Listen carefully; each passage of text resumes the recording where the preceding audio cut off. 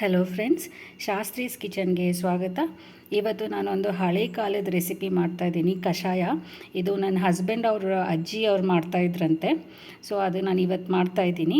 ಇದು ಈ ಸೀಸನಲ್ಲಿ ಬರೋ ಕೋಲ್ಡು, ಕಾಫು ಅದಕ್ಕೆಲ್ಲ ತುಂಬಾ ರಿಲೀವಿಂಗ್ ಆಗಿರುತ್ತೆ. ಇದು ಥ್ರೋಟ್ಗೆ ತುಂಬಾ ಸೂದಿಂಗ್ ಆಗಿರುತ್ತೆ.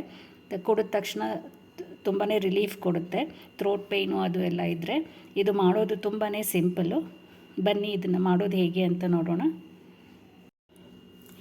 ಈ ಕಷಾಯ ಮಾಡೋದಕ್ಕೆ ನಾನು 2 ಸ್ಪೂನಷ್ಟು ಧನಿಯಾ, ಕೊತ್ತಂಬರಿ ಬೀಜ ತೊಗೊಂಡಿದ್ದೀನಿ.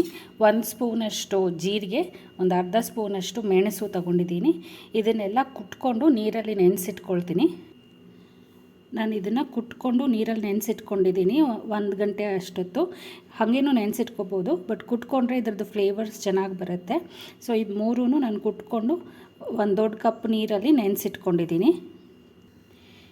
ಈಗ ಇದನ್ನು ಒಂದು ಪಾತ್ರೆಗೆ ಟ್ರಾನ್ಸ್ಫರ್ ಮಾಡ್ಕೊಳ್ತೀನಿ ನೀರಿನ ಜೊತೆ.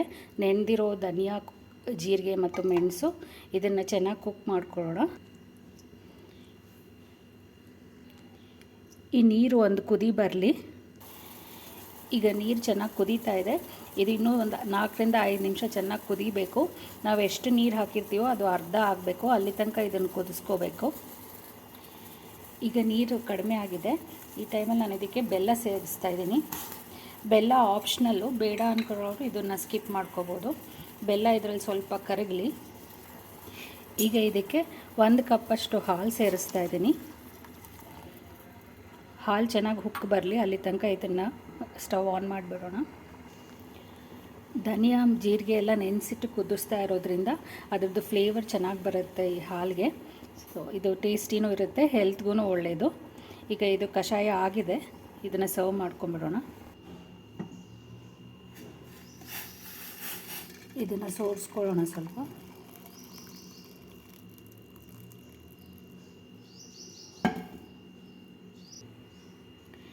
ಬಿಸಿ ಬಿಸಿಯಾಗಿ ಟೇಸ್ಟಿಯಾಗಿರೋಂಥ ಕಷಾಯ ರೆಡಿಯಾಗಿದೆ.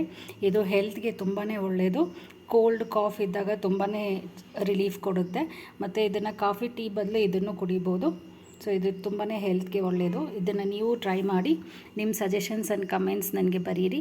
Thank you for watching. Please subscribe to the channel. Thank you.